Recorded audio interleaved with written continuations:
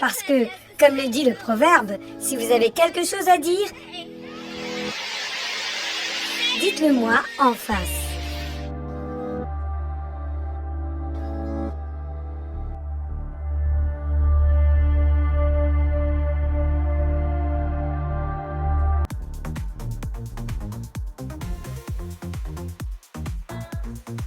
Je la connais depuis longtemps, indirectement, pas vraiment directement, et elle a toujours été d'origine indienne.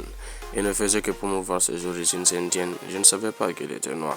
Jusqu'il y a quelques années, quand elle est devenue noire, et maintenant elle veut être reconnue comme noire, donc je ne sais pas, est-elle indienne ou est-elle noire? Je respecte l'un ou l'autre, mais elle ne le fait pas. Parce qu'elle était indienne et puis tout à coup elle prend un virage, elle est devenue noire.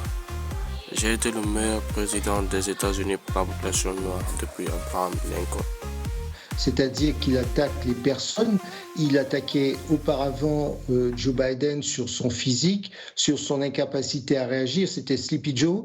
Et aujourd'hui, il attaque Kamala Harris sur sa personne. Effectivement, c'est extrêmement choquant. Les propos sont extrêmement choquants. Je peux vous dire que outre-Atlantique, des propos de ce genre sont extrêmement blessants pour dans la communauté noire américaine, et il continuera à le faire parce que c'est son angle d'attaque.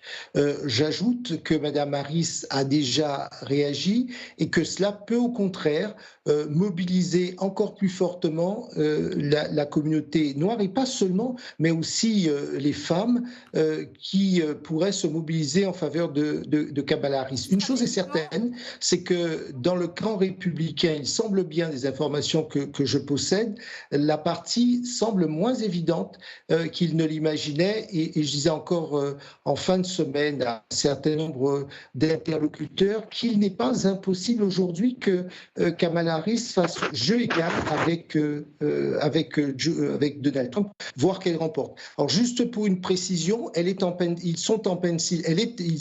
Pennsylvanie, et ils vont se battre sur la Pennsylvanie parce que là, 19 grands électeurs et seulement 80 000 voix lors du dernier scrutin ont séparé Joe Biden de Donald Trump. On voit bien que l'élection sera très tendue. Elle fait jeu égal dans un certain nombre d'États de swing states avec Donald Trump, et donc on peut considérer que le camp républicain prend bien conscience que la partie n'est pas aussi facile que cela.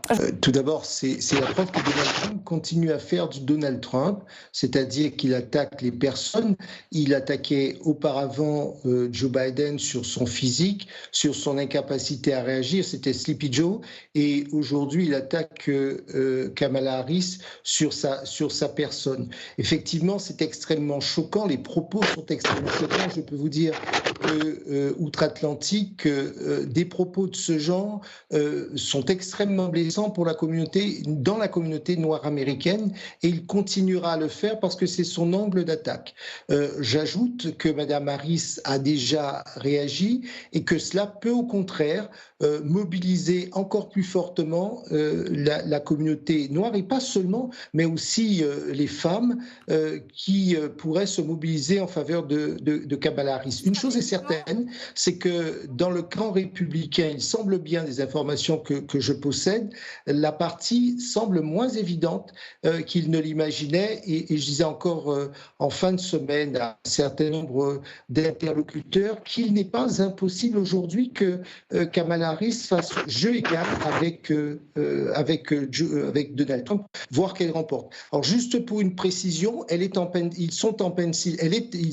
Pennsylvanie, et ils vont se battre sur la Pennsylvanie parce que là, 19 grands électeurs et seulement 80 000 voix lors du dernier scrutin ont séparé Joe Biden de Donald Trump. On voit bien que l'élection sera très tendue. Elle fait jeu égal dans un certain nombre d'États de swing states avec Donald Trump, et donc on peut considérer que le camp républicain prend bien conscience que la partie n'est pas aussi facile que cela. Jean-Claude Beaujour, en face, Kamala Harris a défié une fois de plus Donald Trump à débattre avec elle. On a le sentiment qu'elle déroule, Kamala Harris, et qu'elle est très à l'aise dans son rôle d'outsider qui vient pour grignoter les mollets de Donald Trump. Est-ce que je me trompe ? Oui, parce que, vous savez, on a suivi ce soir l'intervention du président Trump en Pennsylvanie. Alors, c'est extrêmement surprenant lorsqu'on a une structure intellectuelle extrêmement rigoureuse.